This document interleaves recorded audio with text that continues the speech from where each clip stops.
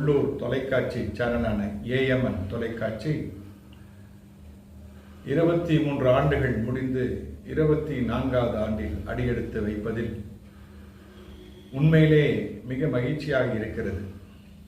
என்னை பொறுத்தவரை AMN channel புதுச்சேரியிலே துவங்குகின்ற காலத்திலே AMN சேனலை துவக்கி வைத்தவர் தினத்தந்தி அதிபர் மதிப்பிற்குரிய சிவந்தி ஆதித்தநாத் அவர்கள்.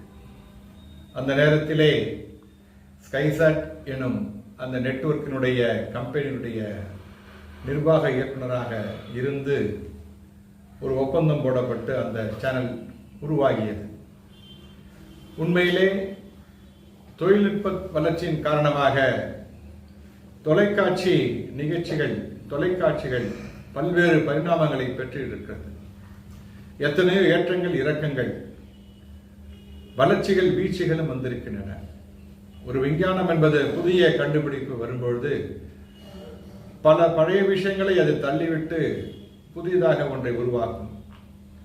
அப்படி பழைய விஷயங்கள் தள்ளிவிடப்படும் போது நிறைய சேனல்கள் நிறைய இப்படிப்பட்ட இந்த தொழில்நுட்பத்தை அடிப்படையாக கொண்ட தொழில்கள் மறைந்து விடுகின்றன. ஆனால் இந்த கேபிள் டிவி தொலைக்காட்சி யுகத்திலே AMN டிவி எத்தனை விஞ்ஞான வளர்ச்சிகள் வந்தாலும் அதனையெல்லாம் உள்வாங்கிக் கொண்டு ஒரு புதிய முகத்தோடு புதிய வேகத்தோடு தன்னகத்தை இயங்கிக் கொண்டிருப்பது என்பதுதான் மிகப்பெரிய ஒரு மகிழ்ச்சிகரமான விஷயம். குறிப்பாக புதுச்சேரி மாநிலம் என்பது ஒரு சிறிய மாநிலம். புதுச்சேரிக்கென்று தனி அரசியல், கலை, இலக்கிய, பண்பாட்டு பழக்க வழக்கங்கள் எல்லாம் இருக்கிறது. புதுச்சேரிக்கென்று தனி வரலாறும் இருக்கிறது. எல்லாவற்றையும் எல்லா தளங்களிலுமே புதுச்சேரி மக்களுக்காக பல்வேறு கருத்துகளின் நிகழ்ச்சிகளை AMN சேனல் ஒளிபரப்பிக் கொண்டிருக்கிறது. எனவே இந்த 2025ஆம் ஆண்டு மட்டுமல்ல, இன்னும் பல ஆண்டுகள் எத்தனை தொழில்நுட்ப வளர்ச்சி வந்தாலும் அதை உள்வாங்கிக் கொண்டு AMN இன்னும் வளர வேண்டும்.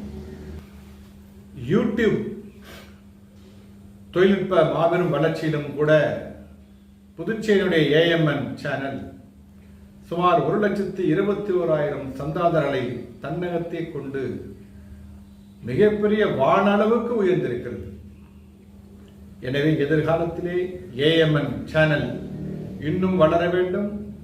புதுச்சேரி மக்களுக்கு இன்னும் பல்வேறு பலன்களை அது தர வேண்டும் என்று மனமார்ந்த முறையிலே AMN சேனலுக்கு என்னுடைய வாழ்த்துக்களை தெரிவித்துக் கொள்கிறேன்.